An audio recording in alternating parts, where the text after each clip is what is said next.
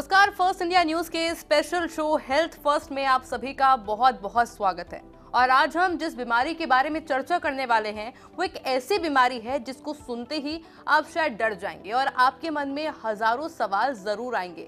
हम बात कर रहे हैं कैंसर की, और क्योंकि डॉक्टर के पास में हर सवाल का जवाब होता है, ऐसे में हमारे साथ में स्टूडियो में मौजूद है डॉक्टर अभिषेक चारण, MD DMN consultant medical oncology, HCG cancer centre Jaipur. Sir बहुत बहुत स्वागत है आपका हमारे साथ। नमस्कार, बहुत बहुत thank you for having me here. Sir शुरुआत से शुरू करते हैं, क्योंकि कैंसर का नाम जहन में आते ही सुनते ही हम डर जाते हैं। तो कैंसर आखिर है क्या? कैंसर, क्योंकि हमारी बॉडी बनी हुई है टिश्यू से। टिश्यू का भी छोटा पार्ट होता है सेल। तो कोई भी सेल जब प्रोलिफरेट करता है और उसको अनकंट्रोल्ड प्रोलिफरेशन होता है तो वो आगे चल के कैंसर बन जाता है। ये बॉडी के किसी भी पार्ट में हो सकता है, किसी भी ऑर्गन में हो सकता है। तो प्रोलिफरेशन ऑफ सेल्स है जो अनकंट्रोल्ड है, उससे आगे चल के कैंसर बनता है। जो कंट्रोल में नहीं है शरीर के, उससे कैंसर बनता है। किसी प्रकार का हो सकता है, ब्लड में भी हो सकता है, किसी लिवर में भी हो सकता है, कहीं पे भी जो सबसे माइन्यूट ऑर्गन है, सेल है, वो प्रोलिफरेट करेगा, वो आगे चल के कैंसर बन जाता है। तो मेनली ये होता है कि हमारे सेल में, बॉडी में एक कंट्रोल होता है। कोई सेल प्रोलिफरेट करेगा, कोई सेल मरेगा, तो उनकी ग्रोथ एक स्टैंडर्ड रहती है। जब उनका वो कंट्रोल डगमगा जाता है और जब ग्रोथ ज़्यादा हो जाती है और मरना कम हो जाता है, तो वो आगे चल के कैंसर बन जाता है। अच्छा सर, मैक्सिमम केसेस ऐसे होते हैं जिसमें पेशेंट को खुद नहीं मालूम होता कि वो कैंसर से पीड़ित है। जब फर्स्ट, सेकंड, थर्ड स्टेज पार कर जाता है तब जाकर उनको रियलाइज होता है, और तब तक शायद बहुत देरी भी हो चुकी होती है। जी, आप बिल्कुल सही कह रहे हैं। Most of the solid malignancy और हिमैट में भी क्या होता है कि जैसे आप मान लीजिए फॉर एग्जांपल लंग का ले लीजिए। लंग पेशेंट 90% स्टेज 3 या 4 तक आते हैं। इसका कारण क्या है? फर्स्ट और सेकंड स्टेज में कोई सिम्टम ही नहीं आएगा, पेशेंट को पता ही नहीं लगेगा कि उसके कोई अंदर गांठ बढ़ रही है, बड़ी हो रही है। जब वो गांठ काफ़ी बड़ी हो जाएगी 7 से 8 सेंटीमीटर और उसको सिम्टम देने लगेगी, छाती में दर्द, खांसी में, बलगम में खून आना, तब उसे लगेगा कि कोई दिक्कत है। बाय दैट टाइम वो स्टेज चौथी या तीसरी, मतलब आगे का काफ़ी एडवांस स्टेज हो जाता है, इसलिए हमें पकड़ में नहीं आता है। अच्छा सर, क्योंकि कैंसर एक शब्द ही ऐसा है कि लगता है कि बहुत बड़ी बीमारी, वाकई में बहुत बड़ी बीमारी है भी, पर काउंसलिंग की जरूरत इसलिए पड़ती है क्योंकि लगता है कि शरीर से ज्यादा वो बीमारी दिमाग को पकड़ लेती है, और फिर हमारा दिमाग और ज्यादा परेशान हो जाता है और इंसान और ज्यादा बीमार महसूस करने लगता है। तो इसको लेकर क्या कोई काउंसलिंग सेशन भी अलग से होते हैं? एज सच काउंसलिंग सेशन भी करते हैं और पेशेंट को काउंसिल भी करते हैं। पहली बात तो कैंसर एक पेशेंट को नहीं आता, ये पूरे परिवार के लिए बीमारी आती है। पूरे परिवार का जो मनोबल होता है उसको गिरा देती है। तो उसके लिए पहले तो फर्स्ट स्टेप होता है काउंसलिंग में डॉक्टर, क्योंकि पहला इनकाउंटर डॉक्टर से ही होगा आपका। पहला आप उन्हीं के पास जाएंगे। डॉक्टर सबसे पहले पेशेंट को काउंसिल करता है, परिवारजनों को काउंसिल करता है, पूरा बताता है बीमारी क्या है, किस लेवल की है, क्या आगे ऑप्शन है, क्या करना है हमें। उसके बाद में अलग अलग तरह के काउंसलिंग सेशन भी होते हैं। साइको ऑन्कोलॉजिस्ट होते हैं, उनके पास हम भेजते हैं रेफ़र करने के लिए। वो अगले की अभी क्या स्थिति है, मनोस्थिति के हिसाब से उन्हें काउंसिल करते हैं, अलग तरह के फीडबैक देते हैं, और वो भी अलग अलग सेशन होते हैं as per the hospital facility.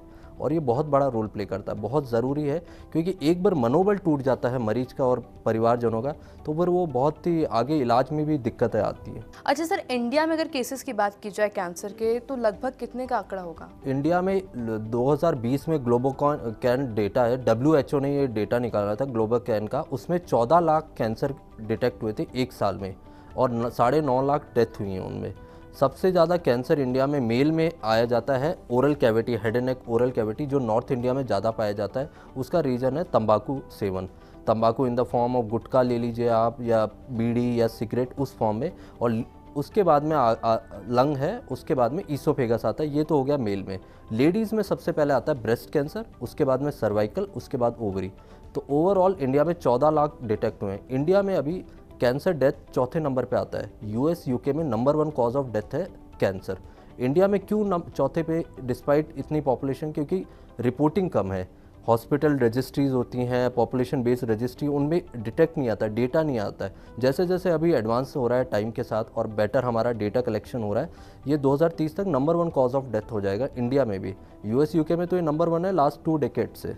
अच्छा सर, इसको ये भी माने कि हम लोग ज़्यादातर जल्दी से डॉक्टर्स के पास जाते नहीं, अगर कोई तकलीफ भी हुई तो हम घरेलू इलाज करना भी शुरू कर देते हैं, जो कि शायद बहुत भारी पड़ता होगा। क्योंकि कैंसर के क्या है, सिम्टम बड़े वेग होते हैं। आपको मतलब पेट में दर्द हुआ, पेट में दर्द एसिडिटी से हो सकता है, फूड पॉइजनिंग से हो सकता है, और कोई नहीं सोचता कि कैंसर होगा। दैट इज़ वो बैक लास्ट ऑप्शन होता है आपके दिमाग में। तो पेशेंट पहले फिजिशियन के पास जाता है या देसी खुद ही जाके दुकान पे एसिडिटी की दवाई ले लेता है। ये नॉर्मल ह्यूमन टेंडेंसी है, ये इंडियंस में और ज़्यादा पाई जाती है, और इससे कई बार ये ज़रूर पाया जाता है कि लेट डिटेक्शन होता है। इग्नोरेंस थोड़ा इंडियन सोसाइटी में और अपने कल्चर में है कि हम इग्नोर करते हैं खासकर हेल्थ को, तो उससे लेट डिटेक्शन तो होता है। बिल्कुल सही। अच्छा sir, most common age group males और फीमेल्स में क्या होता है कैंसर डिटेक्ट करने का? एज सच कोई एज ग्रुप नहीं है, पर बताया जाता है जैसे जैसे एज आपकी एडवांस होती है वैसे वैसे रिस्क बढ़ता है। पर पीडियाट्रिक में भी कैंसर पाया जाता है, मिडिल एज में भी होता है, अलग अलग फॉर्म के कैंसर होते हैं। पर जैसे आपकी एज एडवांस होगी, आपका इम्यून सिस्टम वीक होगा, आपका एक्सपोजर ज़्यादा होगा, आपके जीन म्यूटेशन ज़्यादा होंगे, तो एल्डरली में ज़्यादा मोर कॉमन है। अच्छा, इसे डायग्नोज कैसे किया जा सकता है सर? डायग्नोसिस के डिपेंड करता है कौन सा टाइप है, क्या है। तो 3 मोडेलिटी होती है डायग्नोसिस की। पहली होती है कि आप पहले पेशेंट को देखें, आप फिजिकल एग्जामिनेशन करें, फिर आप उसका डायग्नोसिस, जैसे आपको कुछ लगा है तो आप उसका स्टेजिंग वर्कअप कराएं, स्कैन कराएं, सीटी स्कैन कराएं, पेट कराएं, एमआरआई कराएं, जो आप डिपेंड करता है कौन सा कैंसर को आप एड्रेस कर रहे हैं। और उसके बाद में कंफर्मेशन के लिए आपको बायोप्सी या एफएनएसी ये ज़रूरत होती है। जनरली बायोप्सी प्रेफरेबल होती है क्योंकि टिश्यू एडिक्वेट क्वांटिटी में मिल जाता है और आगे के टेस्ट के लिए सहूलियत होती है। अच्छा सर, क्योंकि पहले की अपेक्षा अब की बात की जाए तो लाइफस्टाइल बहुत ज़्यादा बदल चुकी है, खान पान बहुत ज़्यादा बदल चुका है, और एक्सरसाइज हम लोग इतना नहीं करते हैं, तो क्या इसका असर भी कैंसर पे पड़ता है? बिल्कुल पड़ता है। डाइट का बहुत बड़ा रोल है। हालांकि काफ़ी स्टडीज़ हुई हैं, वो कहती हैं कि डाइट का रोल नहीं है। पॉजिटिव स्टडीज़ भी हैं, नेगेटिव स्टडीज़ भी हैं, पर क्योंकि इतना ज़्यादा आजकल पेस्टिसाइड और ये सब यूज़ है, उससे काफ़ी अफेक्ट होता है। डाइट का बहुत बड़ा रोल है। ब्रेस्ट कैंसर और कोलोन कैंसर में बताते हैं कि हाई फैटी डाइट लेने से आपका रिस्क बढ़ता है, और नॉन वेज डाइट का भी कुछ कहते हैं। पर ये स्टडीज़ में एक कंक्रीट रिजल्ट नहीं है। कुछ पॉजिटिव स्टडी है, कुछ नेगेटिव स्टडी है। फिर भी एडल्ट्रेटेड फूड आप लेते हैं तो वो बेशक आपको रिस्क बढ़ाता है। तो इसमें आप कंक्रीट नहीं कह सकते क्या है, पर रिस्क ज़रूर है इसमें। और जैसे टाइप्स ऑफ कैंसर आपने बताया, मैं ट्रीटमेंट के बारे में आपसे जानूंगी, पर उससे पहले मैं सिम्टम्स आपसे जानना चाहूँगी कि मोस्टली वो सिम्टम्स क्या होते हैं, और क्या मेल और फीमेल में अलग अलग सिम्टम्स महसूस किए जा सकते हैं? देखिए, डिपेंड करता है, हर कैंसर अलग अलग टाइप का है। जैसे ब्रेस्ट कैंसर है तो पेशेंट को लगेगा लंप है ब्रेस्ट में या गांठ है। लंग कैंसर है, पेशेंट को ड्राई कॉफ होगा। तो अलग अलग गैस्ट्रिक कैंसर है तो उनको खाना नहीं खा पाएंगे, सॉलिड खाना नहीं खा पाएंगे, लिक्विड खा पाएंगे। पर मेनली आप कॉमन सिम्टम्स में देखें तो वेट लॉस हो गया, थकावट हो गई, और आपका ये मेनली सिम्टम होता है। भूख कम लगना, ये वीक सिम्टम्स है। पर इसका मतलब ये नहीं कि ये सिम्टम है तो कैंसर ही होगा। वो डायग्नोसिस में, आपके डिफरेंशियल डायग्नोसिस में नीचे आता है, ऊपर आपके न्यूट्रिशनल अनीमिया, काफ़ी चीज़ें आती हैं। तो इन्हीं वेक सिम्टम की वजह से ही कैंसर का फिनोमेना ऐसा है कि वो लेट डिटेक्ट होता है। अच्छा सर, अब ट्रीटमेंट की बात कर ली जाए, अलग अलग ट्रीटमेंट इसके होते हैं? बिल्कुल, अलग अलग ट्रीटमेंट होता है। कैंसर के 3 मोडेलिटी होते हैं। सर्जरी होता है, कीमोथेरेपी, इम्यूनोथेरेपी बाकी, एंड एक होता है रेडिएशन थेरेपी। मेनली अगर पेशेंट अगर सर्जिकल ऑप्शन है तो सर्जरी में जाता है। कुछ पेशेंट में सिर्फ कीमोथेरेपी का रोल होता है, जैसे ब्लड कैंसर्स होते हैं, लिम्फोमास होते हैं, उनमें सिर्फ कीमोथेरेपी वगैरह होती है। कुछ में रेडिएशन, जैसे हेड एंड नेक हो गया या सर्वाइकल कैंसर हो गया, जो लेडीज़ में सेकंड मोस्ट कॉमन कैंसर, उनमें रेडिएशन का रोल है। तो डिपेंड करता है टाइप क्या है, स्टेज क्या है, उस हिसाब से ट्रीटमेंट। अच्छा सर, सबसे ज़्यादा मैं नोटिस कर रही हूँ, जिक्र आपने सर्वाइकल कैंसर और ब्रेस्ट कैंसर का जिक्र किया महिलाओं के अंदर, क्या इसकी कोई खास वजह भी है? सर्वाइकल कैंसर का इंडिया में इसलिए है कि एचपीवी इन्फेक्शन होता है, वो इंडिया में मोस्ट कॉमनली पाया जाता है। बिकॉज ऑफ अनहाइजीनिसिटी इंडिया में एचपीवी बहुत प्रेवलेंट है। अभी लेटेस्ट बजट में भी इंडियन मोदी गवर्नमेंट ने अनाउंस करा है कि वो वैक्सीनेशन अवेलेबल कराएंगे यंग गर्ल्स को from age 9 to 26। HPV vaccine होता है, सर्वेरिक्स या गर्डासिल, वो प्रिवेंट करेगा एचपीवी वैक्सीन। तो जो सर्वाइकल कैंसर है वो मेनली एचपीवी इन्फेक्शन से होती है और वो प्रिवेंटेबल है। गवर्नमेंट ऑफ इंडिया ने भी अब वैक्सीनेशन लाया है यंग गर्ल्स के, जिससे 90% चांसेस है कि सर्वाइकल कैंसर कम हो जाएगा। इंडिया में भी most common second cancer ladies में सर्वाइकल आता है। ब्रेस्ट नंबर 1 है इंडिया में, क्योंकि ब्रेस्ट विद एज होगा, एज, ओबेसिटी, मतलब ये सारा मेटाबॉलिक सिंड्रोम जो है उस सब से, डाइट वगैरह उन सब से ब्रेस्ट कैंसर मोस्ट कॉमन है। तो जो मोस्ट कॉमन कैंसर, हमारा विशेष ध्यान उन पे होना चाहिए कि टाइमली डिटेक्ट कर पाएँ, क्योर कर पाएँ। अच्छा sir, exact total type of cancer होते कितने हैं, और सबसे ज़्यादा खतरा, मेल की बात कर लीजिए, फीमेल के लिए तो आपने बताया भी, किसका सबसे ज़्यादा खतरा होता है? सब कैंसर खतरनाक है, पर टाइमली डिटेक्शन है तो सब कैंसर क्योरेबल है। सारे कैंसर क्योरेबल है अगर आपने टाइमली डिटेक्ट कर दिया। इंडिया में मोस्ट कॉमनली, नॉर्थ इंडिया में खासकर हेड एंड नेक कैंसर बहुत कॉमन है। हर दूसरा तीसरा male patient head and neck में, यहाँ पे टंग में या बक्कल म्यूकोजा में या जीभ में या आगे तालू पे, उन कैंसर में आता है बिकॉज ऑफ टबैको च्यूइंग।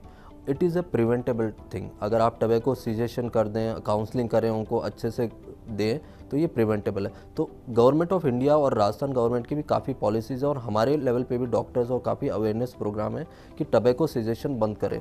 आप देखते होंगे टबैको पैकेट होता है, 80% उसमें लिखा होता है, 80% एरिया ऑक्यूपाइड करते हैं वो, कि it has to be avoided. और उसके बाद में भी सबसे ज़्यादा कंज्यूम किया जाता है। एक कॉटपा रूल है गवर्नमेंट ऑफ इंडिया का, COTPA, वो 2000 में आया था। उसके बाद में उसके 2-3 और उसमें संशोधन हो चुके हैं। उसमें बताते हैं पब्लिक प्लेसेस में स्मोकिंग नहीं होनी चाहिए। आप फिल्म देखने जाएंगे तो उसमें वो बताते हैं कि ये सब है। Still despite all these measures अभी भी काफ़ी प्रेवलेंट है ये टोबैको। ये कम करना ज़रूरी है, उससे हम काफ़ी हद तक हेड एंड नेक कैंसर कम कर सकते हैं। अच्छा सर, क्योंकि थेरेपी के बारे में भी आप कुछ देर पहले जानकारी दे रहे थे, तो कितने टाइप की थेरेपी होती है, कुछ एक्सप्लेन करेंगे उसके बारे में? ज़रूर। टाइप ऑफ थेरेपी में अलग अलग प्रकार की होती है। कीमोथेरेपी मोस्ट कॉमनली यूज़ होती है। कीमोथेरेपी ड्रग होता है जो NS नॉर्मल सलाइन या फिर D5 बॉटल्स, जो ड्रिप कहते हैं हम, उनमें दिया जाता है और थ्रू कैन्यूला आपके जाएगा। ये कीमोथेरेपी बहुत 100 साल से यूज़ करी जा रही है ऑलमोस्ट। कीमोथेरेपी बेसिक ड्रग है जिससे आप कैंसर सेलों को मारते हैं, इसलिए उसका नाम कीमोथेरेपी है। आजकल जो नई टेक्निक आई है वो है इम्यूनोथेरेपी। इम्यूनोथेरेपी क्या करती है, आपकी इम्यून सिस्टम को ऑगमेंट करती है, बढ़ाती है, जिससे आपका इम्यून सिस्टम कैंसर सेल को आइडेंटिफाई करेगा और उसको मारेगा। ये इम्यूनोथेरेपी है। उसके बाद में और अभी एडवांस हो गया है, CAR-T थेरेपी आई है, CAR-T chimeric antigen receptor T cell therapy. उसमें क्या होता है, आपके T सेल को निकाल के उसको आइडेंटिफाई करवाएंगे कि ये कैंसर सेल है, आपको आइडेंटिफाई करना है, और वो जाके अटैक करेगा, आपके कैंसर को मारेगा। मतलब आप ही का सेल निकालेंगे आपकी बॉडी से, उसको समझाएंगे, उसको अल्ट्रेशन करेंगे कि वो आइडेंटिफाई कर सके कैंसर आपके शरीर में और उस पर जाके अटैक कर सके। ये लेटेस्ट है CAR-T थेरेपी। इसके अलावा बोन मैरो ट्रांसप्लांट थेरेपी होती है, जिसमें हम ब्लड कैंसर्स या लिम्फोमास इन सब में यूज़ करते हैं, जिसमें हम पेशेंट का या फिर उसके रिलेटिव्स या जो है उनसे बोन मैरो के सेल्स लेते हैं, स्टेम सेल लेके पेशेंट को कीमो देते हैं और वापस बोन मैरो में उसको ट्रांसफ्यूज करते हैं। उसको बोन मैरो ट्रांसप्लांट थेरेपी कहते हैं। अच्छा sir, if I am not wrong, chemotherapy सबसे ज़्यादा यूज़ की जाती है शायद? कीमोथेरेपी बिकॉज इट इज़ सबसे पहले वो मतलब डिस्कवर हुई। अच्छा, इसके कोई टाइप भी होते हैं? कीमोथेरेपी डिपेंड करता है, अलग अलग क्लासिफिकेशन होता है। एक एंटी मेटाबोलाइट होता है, एल्कलाइटिंग होता है, अलग अलग कैटेगरी के, वो जैसे उनका केमिकल कंपोजिशन होता है उस हिसाब से उनका टाइप होता है। अच्छा, क्योंकि सर लाइफस्टाइल को लेकर अभी हम थोड़ी देर पहले बात कर रहे थे, बदलते लाइफस्टाइल, खान पान बदल गया है, एक्सरसाइज नहीं करते हैं, अल्कोहल कंज्यूम ज़्यादा करते हैं, स्मोकिंग को लेकर अभी आप जानकारी दे रहे थे। कौन सी हेल्दी लाइफस्टाइल वो हो सकती है जिससे हम कैंसर से थोड़ा दूर रख सकें? बेसिकली ये है, आप अच्छे से रेस्ट करें, आप नॉर्मल लाइफ फॉलो करें, आप अच्छे टाइम पे खाएं पिएं, टाइम से आप घर का खाएं, पूरा अच्छे से पानी पिएं, आप योगा वगैरह करें, आप घूमें फिरें टाइम से, बाहर की चीज़ें कम यूज़ करें। आप एडल्ट्रेशन बहुत ज़्यादा हो गया, हर चीज़ में एडल्ट्रेशन है, पानी से लेके हर चीज़ में मिलावट है। जितना अवॉइड कर सकें वो करें। थोड़ा अपने फिज़िकल हेल्थ पे ध्यान दें, स्ट्रेस नहीं लें। और डाइटरी मॉडिफिकेशन से पाया जाता है कि 3-4 कैंसर, जैसे ब्रेस्ट हो गया, कोलोन हो गया, प्रोस्टेट हो गया, इनकी कुछ स्टडीज़ में ये है कि इंसिडेंस कम हो जाता है। तो बहुत बड़ा रोल प्ले करता है आपकी डाइट क्या है, इस पे बहुत ज़रूर काम करना है। और एडल्ट्रेशन आज के ज़माने में जितना हो गया है, हर चीज़ में एडल्ट्रेशन है। आप देखते हैं दिवाली पे मिठाई में एडल्ट्रेशन से लेके पानी से लेके हर चीज़ में, उसको हम जितना सीमित कर सकें वो अच्छा रहेगा। यानी कि अगर आप कैंसर से बचना चाहते हैं तो आपकी लाइफस्टाइल एक बहुत बड़ा रोल प्ले कर सकती है। सर, सवाल बहुत सारे हैं, मेरे मन में भी सवाल हैं, व्यूअर्स के मन में भी बहुत सारे सवाल हैं, पर क्योंकि एक बहुत छोटे से ब्रेक के लिए रुक रहे हैं, जल्द हाजिर होंगे।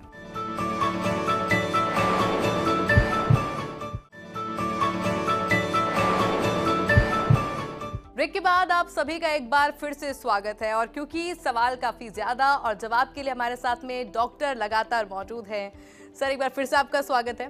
और कैंसर को लेकर के हम लगातार जिक्र कर रहे थे, स्क्रीनिंग ऑफ कैंसर को लेकर भी मैं जानकारी आपसे चाहूंगी। Screening of cancer government of India और अलग अलग एजेंसीज की अलग अलग गाइडलाइंस है। ब्रेस्ट की स्क्रीनिंग होनी चाहिए 40 या 45 ईयर एज से। मेमोग्राफी एक नॉर्मल एक्सरे होता है, वो ब्रेस्ट का करना चाहिए। कोलोन में कोलोनोस्कोपी होनी चाहिए 40 से या 50 की एज में, एक बार आप 5 साल में या 10 साल में आप कराएं। वैसे ही हेड एंड नेक में ओरल एग्जामिनेशन होता है, सर्वाइकल कैंसर में पैप स्मीयर होता है। तो अलग अलग कैंसर के अलग अलग स्क्रीनिंग है। इंडिया में पाया जाता है कि क्योंकि नॉलेज नहीं है, अवेयरनेस नहीं है लोगों में, स्क्रीनिंग बहुत कम होती है। इसीलिए इंडिया में एडवांस कैंसर ज़्यादा पाया जाता है as compared to western society. वहाँ पे स्क्रीनिंग बहुत ज़्यादा होती है, वो एजुकेटेड है, अवेयर है और उनके इंश्योरेंस में सब में कवर्ड होता है। फॉर एग्जांपल यूएस, तो वहाँ पे most of the cancer stage 1 और 2 में पाए जाते हैं। हमारे यहाँ पे अवेयरनेस नहीं है, प्रोग्राम भी इतनी एफिशिएंट नहीं है, तो एडवांस कैंसर पाए जाते हैं। स्क्रीनिंग पे ध्यान देना बहुत ज़रूरी है। आई थिंक सरकार अब कर रही है इस पे काम। अच्छा सर, अभी आपने अलग अलग ट्रीटमेंट्स बता दिए, आपने थेरेपीज़ काफ़ी सारी बता दी, पर क्या इनके कोई साइड इफ़ेक्ट भी होते हैं? क्योंकि मोस्टली जो मैंने देखा है, हमारे व्यूअर्स ने भी देखा होगा कि बाल चले जाना, ये मोस्टली केसेस में देखने को मिलता है ना। कीमोथेरेपी के काफ़ी साइड इफ़ेक्ट होते हैं, पर सारे मैनेजेबल होते हैं। बाल कई कीमोथेरेपी में चले जाते हैं, पर 6 महीने 8 महीने में आ जाते हैं। विग का ऑप्शन भी देते हैं, कई ऑप्शन देते हैं। कई बार मुंह में छाले होना, उबाक आना, उल्टी करना या नौजिया होना, ये कॉमन होता है। कई बार पेशेंट इन्फेक्टेड हो जाता है, इम्यूनिटी कम हो जाती है, ये सब। पर जितने भी साइड इफ़ेक्ट हैं सब मैनेजेबल हैं। देखिए, कुछ भी अंदर शरीर में जाएगा, इवन हम खाना भी खाते हैं तो वो आप ज़्यादा खा लेंगे तो आपको शुगर दे देगा, कोलेस्ट्रॉल दे देगा, अलग अलग एसिडिटी दे देगा। तो शरीर के अंदर कुछ भी गया वो साइड इफ़ेक्ट तो कुछ देगा। उसी प्रकार अगर कीमो अगर अंदर गई है शरीर में, नुकसान कुछ तो करती है।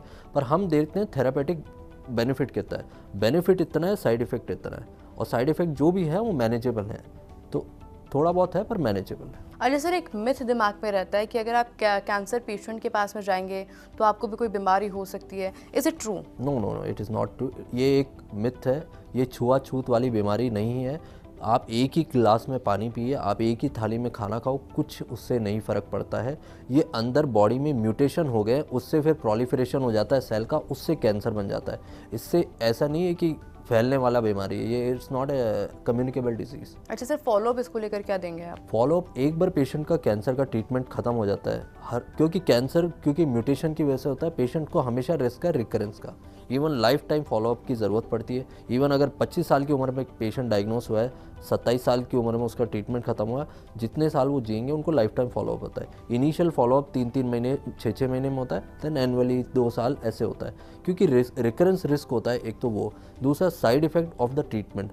5 साल बाद में भी किसी को हार्ट की कोई दिक्कत हो जाए या कुछ दिक्कत हो जाए तो फॉलोअप इज़ वेरी इंपॉर्टेंट। अच्छा सर, जिनको कैंसर होता है, जिनका ट्रीटमेंट चल रहा है, तो क्या वो हेल्दी एक्सरसाइज नहीं कर सकते या फिर खान पान उनको बिल्कुल चेंज करना होगा? ऐसा भी होता है? नहीं, ऐसा कुछ नहीं है। पेशेंट अपनी नॉर्मल दिनचर्या फॉलो करे, एक्सर्शन अवॉइड करना चाहिए। जितना अगर बॉडी उनको अलाउ करे उतना काम करना चाहिए। एज सच कोई अलग से इंस्ट्रक्शन नहीं होते कि आपको रेस्ट ही करना है, आपको ये करना है, आपको वो करना है। एक ज़रूर हम एडवाइस करते हैं कि आप पब्लिक प्लेसेस थोड़ी अवॉइड करें, क्योंकि जो कैंसर का पेशेंट है और जो कीमो ले रहा है उसकी इम्यूनिटी थोड़ी एज़ कम्पेयर टू नॉर्मल इंसान कम होती है, तो वो उनको ज़्यादा रिस्क है कि उनको इन्फेक्शन लग जाएगा। तो ये थोड़ा है कि पब्लिक प्लेसेस अवॉइड करें। जैसे कोविड टाइम था, ये सब था, तो मास्क आप पहने थोड़ा, और घर का रहें, घर पे रहें, हेल्दी खाएं। एज सच आप नॉर्मल लाइफ रूटीन फॉलो करें। अगर आपके शरीर में कैपेसिटी है and if you feel good, आप एक्सरसाइज कीजिए, कोई रिस्ट्रिक्शन नहीं है। अच्छा सर, आजकल बच्चों में भी क्या जो कैंसर पेशेंट्स बढ़ते जा रहे हैं, और पहले की अपेक्षा में अब बात करूँ तो कैंसर पेशेंट्स में वृद्धि होती जा रही है, बढ़ रहे हैं केसेस। इसकी मुख्य वजह आप क्या समझते हैं? मुख्य वजह यह है कि डेटा अच्छे से अब कलेक्ट हो पा रहा है हमारे पास। पहले इतना अपने अवेयरनेस नहीं था, नॉलेज में नहीं आता था, होता था कैंसर पहले भी। दूसरा, इतना एडल्ट्रेशन और वो सब हो गया है, तो उससे ऑब्वियसली इंसिडेंट बढ़ रहे हैं और थोड़ा रिपोर्टिंग बेटर हो गई, इसलिए हमें ज़्यादा पता लग रहा है। बच्चों का आपने जिक्र करा, बच्चे, मैंने बहुत आई लव ट्रीटिंग किड्स। 6 महीने मैंने बहुत ही पीडियाट्रिक में ही काम करा है मेनली, और बच्चों में मोस्ट कॉमनली ब्लड कैंसर पाया जाता है। Blood cancer is 70% curable. Adult में आप 70% रेट भूल जाइए, आप ब्लड कैंसर में इतना नहीं हो पाता, बट ब्लड कैंसर बच्चों में बहुत अच्छा क्यूरेबल है और बहुत कॉमन भी है। और उनको ट्रीट करके पूरा नॉर्मल एंड देन फॉलोअप में मैंने देखा है बहुत अच्छी लाइफ जीते हो। अच्छा सर, क्योंकि काफ़ी समय से आप कई सारे कैंसर पेशेंट्स को नई लाइफ दे रहे हैं, आपको लगता है कि जागरूकता पहले से अब ज़्यादा आई है? आज के जो सोशल मीडिया का ज़माना है, आजकल गूगल इतना इजीली अवेलेबल है, आप एक चीज़ डालो गूगल पे 1000 रिजल्ट आएंगे, तो वो अवेयरनेस तो बढ़ी है with time, there is no doubt. इसीलिए डेटा कलेक्शन बेटर हुआ, इसीलिए पेशेंट थोड़े जल्दी आ रहे हैं थोड़ा ट्रीटमेंट के। पहले तो it was a taboo, cancer पता लगा टैबू है, ये तो बस कुछ हो नहीं सकता एंड गिव अप कर देते थे। अब लोग थोड़ा पॉजिटिव आए हैं, लोगों में समझ आई है कि टाइमली डायग्नोस कर लिया तो बच सकते हैं और हमारे पास आगे ट्रीटमेंट है, तो काफ़ी फ़र्क आया है और आई थिंक आने वाले टाइम में और बेटर होगा। अच्छा सर, क्योंकि जैसा कि अभी आपने भी जिक्र किया कि कैंसर का नाम आना मतलब लगता था कि शायद अब तो नहीं बच पाएंगे, तो मुझे लगता है कि बॉडी से ज़्यादा मेंटल गेम ज़्यादा है और इस वजह से इंसान और भी ज़्यादा परेशान हो जाता है। एक मैसेज जो कि आप देना चाहें सभी व्यूअर्स को कि कैंसर का मतलब ये नहीं है कि आपके जीवन खत्म हो गया है, आपकी लाइफ खत्म हो गई है, बल्कि आप उसको ओवरकम भी कर सकते हैं। मैं आपको एक छोटा सा एग्जांपल देता हूँ। जैसे आयोटिक वॉल का कोई डिजीज़ हो गया, उसमें भी पेशेंट का लाइफ एक्सपेक्टेंसी कैंसर के पेशेंट से कई बार कम होता है, 6 महीने होता है, पर वो इस मेंटल वो उसमें नहीं रहता है कि मैं जीऊँगा कितना, मैं यूँ। ये डायग्नोसिस, ये बीमारी ऐसी है कि पेशेंट गिव अप कर देता है, फैमिली गिव अप कर देती है। तो मेरा यही है, आप भरोसा रखें, टाइमली डायग्नोस करवाएं, कोई इसमें इश्यू नहीं है, ट्रीटेबल है टाइमली डायग्नोसिस में। Sir give up meaning what, मतलब गिव अप से मैं क्या समझूं? गिव अप का मतलब ये मैं कहूँगा कि पेशेंट जैसे ही डायग्नोसिस सोचता है, एक पुरानी धारणा बनी आ रही कि अब तो कुछ नहीं हो सकता, बिल्कुल, अब हम इट्स अ लाइसेंस कि भाई अब हमारा टाइम आ गया। ऐसा नहीं है, काफ़ी कैंसर ट्रीटेबल है, इतना एडवांस हो गया है। इवन जो स्टेज 4 है, जिनको हम पूरा ठीक नहीं कर सकते, उनमें भी हम काफ़ी ये है कि उनकी लाइफ एक्सपेक्टेंसी इंक्रीज़ कर सकते हैं, उनकी सफरिंग कम कर सकते हैं। तो अब वो पुराना ज़माना नहीं रहे कि कैंसर हुआ तो बस अब कुछ नहीं हो सकता है, ये अब टाइम जा चुका है। अच्छा सर, कैंसर की स्टेजेस कितनी होती है और सेफ स्टेज कौन सी है और सबसे ज़्यादा रिस्की स्टेज कौन सी है? सॉलिड कैंसर की 4 स्टेजेस होती हैं depending on the type of cancer. Up to 3rd stage most of the cancers are curable and treatable. Even 4th stage में भी है, treatment option is available, but एक ये रहता है कि पूरा हम उनको ठीक ना कर सकें, कुछ बीमारी रह जाए। 4th स्टेज का मतलब होता है कि बीमारी कहीं और यहाँ से शुरू होकर कहीं और भी फैल गई। मान लीजिए लंग कैंसर है, लंग से वो होके हड्डी में फैल गई है या फिर कहीं और लीवर में आ गई, तो वो स्टेज 4 हो जाता है। तो फैल जाने वाले कैंसर को हम दबा के रख सकते हैं, कंट्रोल कर सकते हैं, पूरा क्योर नहीं कर सकते। हालांकि ट्रीटमेंट ऑप्शन उसमें भी बहुत सारे हैं, पर मेरा यही मैसेज रहेगा व्यूवर्स के लिए, आप थोड़ा अवेयर रहें, टाइमली डायग्नोस कराएं। अर्ली कैंसर ट्रीटेबल है, क्योरेबल है, इवन एडवांस कैंसर भी ट्रीटेबल है। क्योर उतना नहीं कर पाए हम, वो बात अलग है, पर अवेयर रहना और अपने आप को, अपनी बॉडी कुछ साइन देती है। कैंसर हमेशा कुछ आपको सिग्नल देगा, कोई दिक्कत है शरीर में, उसको आप मतलब इग्नोर ना करें, उसको आप आइडेंटिफाई करें, उसको एड्रेस करें और उसके आगे काम करें। अच्छा सर, क्योंकि हम तो वर्ल्ड कैंसर डे भी बनाते हैं, पूरे देश में क्या अंतर्राष्ट्रीय भी बनाया जाता है, क्या तरक्की हो रही है पहले के मुकाबले? अब पहले के मुकाबले बहुत ज़्यादा तरक्की हो गई है। अभी जो स्क्रीनिंग प्रोग्राम मैं आपको बता रहा था, ओरल कैविटी से लेकर सर्वाइकल, अभी गवर्नमेंट ऑफ इंडिया ने इस 2024 के बजट में उन्होंने ये सर्वाइकल कैंसर का जो वैक्सीनेशन लाए हैं, तो काफ़ी एडवांस हो गया है। ट्यूमर रजिस्ट्रीज बेटर हो गई है। इंडिया में 14 लाख केस बताए गए 2020 में, कोई सोच नहीं सकता था। हालांकि ये नंबर अभी भी बहुत अंडर रिपोर्टेड है, पर इतना रिपोर्टिंग बेटर हो गई है, अवेयरनेस बेटर हो गई है, टाइमली डायग्नोसिस बेटर हो गई है। इंडिया में 10 साल पहले स्टेज 4 ही आते थे most of the case, early cancer detect ही नहीं होते थे, वेस्टर्न सोसाइटी में होते हैं। अब अर्ली केसेस भी हमें देखने को मिल गई है। तो विद जैसे जैसे हमारा देश ऊपर जा रहा है, ये चीज़ों में भी काफ़ी सुधार हो रहा है। यानी कि देखिए कि लाइफस्टाइल तो आपको चेंज करने की ज़रूरत ही है, पर अगर आपको कोई भी सिम्टम्स अपने में महसूस होते हैं तो उसको स्टेज 4 तक पहुंचने ही मत दीजिए। स्टेज 1, 2, 3 पे ही आप कोशिश करें कि जितनी जल्दी हो सके आप डॉक्टर के पास जाएं, कंसल्ट करें, अपने प्रॉपर टेस्ट करवाएं और लाइफस्टाइल बदलना तो बहुत ही ज़्यादा ज़रूरी है ताकि आप भी कैंसर से बच पाएं। तो आज के हमारे स्पेशल एपिसोड में बस इतना ही। मुझे दीजिए इजाज़त। नमस्कार।